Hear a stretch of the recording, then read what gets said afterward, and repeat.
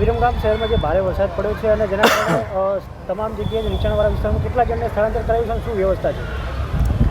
આપણે શું જાણીએ છીએ કે વિરમગામની અને ગુજરાત આખાની અંદર અતિ ભારે વરસાદને કારણે નીચાણવાળા વિસ્તારોની અંદર ખૂબ પાણી ભરાઈ જવાને કારણે નીચાણવાળા વિસ્તારોની અંદર અનેક ઘરોની અંદર રાંધવાની વ્યવસ્થા નથી થઈ શકે એમ લોકો ખાટલા ઉપર કે ટેબલ ઉપર ઊંચાઈમાં પોતાના ઘરમાં જ બેસે છે.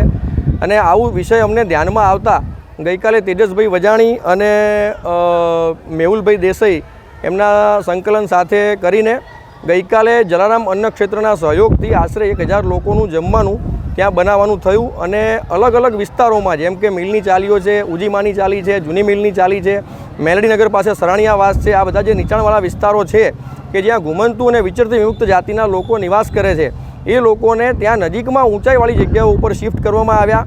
ઘણી બધી સમજાવટ પછી આશરે 200થી વધુ લોકોને વિરમગામ ટાઉન હોલની અંદર શેલ્ટર હોમ તૈયાર કરીને અહીંયા શિફ્ટ કરવામાં આવ્યા. એટલે કાલે આખો દિવસ જલારામ અન્ન ક્ષેત્રના સહયોગથી સાંજે પંચમુખી હનુમાન ખાતે RSSના સ્વયંસેવકો દ્વારા જે ખીચડી શાક વગેરે બનાવવામાં આવ્યું હતું એ પૂરું પાડવામાં આવ્યું. અને આજે સવારે આ સોસાયટી વિસ્તારની અંદર Ganesh park, Avani park, Mangalam society, Laxmibag society એ વિસ્તારની સોસાયટીની માતાઓ બહેનો દ્વારા આશરે 1000 લોકોનું રોટલી અને બટેકાનું શાક તૈયાર કરવામાં આવ્યું. અત્યારે સાંજના ભાગે ગોલવાડી દરવાજા બહાર મેરડી માતાજીનું મંદિર છે એમનો પ્રાણ પ્રતિષ્ઠા મહોત્સવ થઈ રહ્યો છે, જેનું આશરે 4000 લોકોનું ભોજન પ્રસાદ લોહાણા મહાજનની વાડીમાં કરવામાં આવનાર હતો. એમાં એડિશનલ 500,000 લોકોનું બનાવીને ત્યાંથી આપણને બુંદી, ગાંઠિયા, દાળ ભાત વગેરે મળી રહ્યા છે. એ આ બધી જગ્યાઓએ ડોર ટુ ડોર નીચાણવાળા વિસ્તારોમાં પહોંચશે. અહીં શેલ્ટર હોમ જે છે ત્યાં પણ આશરે 200 લોકોને મળશે. આ આખા 3 દિવસથી ચાલતા સેવાકીય કેમ્પની અંદર કે સેવાની તકની અંદર લાયન્સ ક્લબ વિરમગામ, એના પ્રમુખ પરેશભાઈ, જલારામ અન્ન ક્ષેત્ર અને સામાજિક કાર્યકર્તા તેજસભાઈ વજાણી આ બધાનો સાથ સહકાર મળે છે. સંઘના સ્વયંસેવકો પણ કામો કરી રહ્યા છે. વિરમગામની સેવાકીય સામાજિક સંસ્થાઓના અનેક અગ્રણીઓ કે વ્યક્તિગત જે કોઈ પણ સામાજિક કાર્યકર્તાઓ છે એ બધા તન મન ધનથી આની અંદર સેવા આપી રહ્યા છે. સરકાર પ્રશાસન પણ મેડિકલની ટીમો અહીંયા એક્ટિવ છે. જે રેસ્ક્યુ હવે એવું થોડું અઘરું થઈ ગયું છે કે વ્યક્તિગત થાય એવું નથી, તો ગુજરાત ST છે, નગરપાલિકાની ગાડીઓ છે, નગરપાલિકા પ્રમુખ છે, શહેરના વિવિધ રાજકીય પક્ષોના અગ્રણીઓ છે, એ સૌ પણ આની અંદર સહયોગ કરી રહ્યા છે. એટલે મેડિકલની ટીમો અત્યારે અહીંયા કાર્યરત છે. ભોજન વ્યવસ્થા થઈ ગઈ છે. અનુરોધ છે આ જાહેર મંચ ઉપરથી કે આવા નીચાણવાળા વિસ્તારોમાં જે કોઈ પણ હોય એ પોતાના ઘરની મોહમાયા છોડીને સલામત જગ્યાએ અને જો શક્ય હોય તો અહીં શેલ્ટર હોમ ટાઉન ક્લબ સુધી આવી જાય. ભોજન, નિવાસ, પાણી, આરોગ્ય, સંડાસ, બાથરૂમ દરેક પ્રકારની અહીંયા સગવડ છે, એનો લાભ લે. ધન્યવાદ.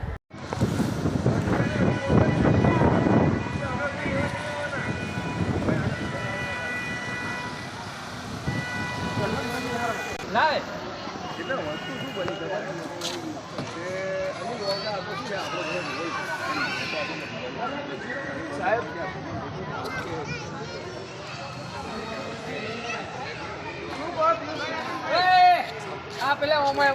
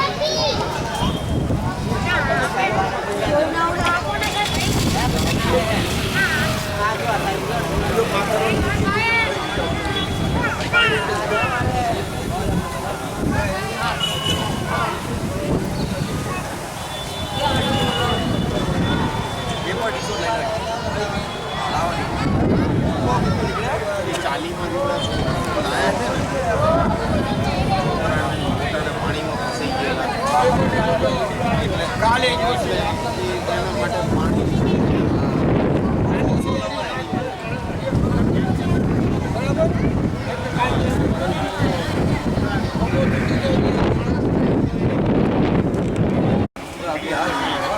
ટાઉન